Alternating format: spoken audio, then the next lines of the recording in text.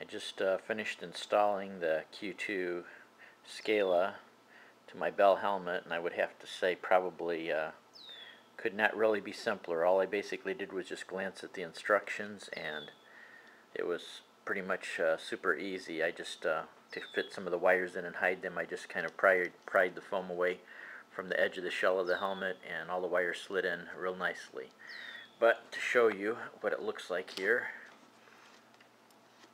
this is where the microphone kind of little flexible boom goes, and I have it up here attached, as you can see, as far over to the side as possible by the chin, so that it's not in the way, but it's still plenty close enough to my mouth. And I will show you the speakers.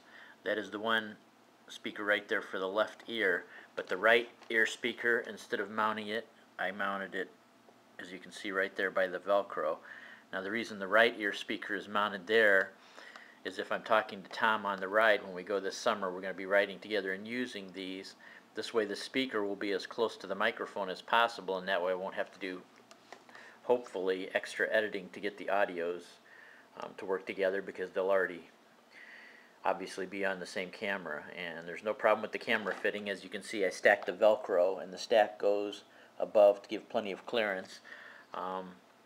Yeah, it all fits in nice and doesn't really make the helmet much more of a burden. That was what I was kind of worried about, that it would make the helmet a little bit more of a burden to deal with, but it really doesn't. And I've already tested it out and made a phone call and called Tom on the phone part of it, using it with Bluetooth and my cell phone, and that seems to work fine too. So next test today will be when Tom gets off work.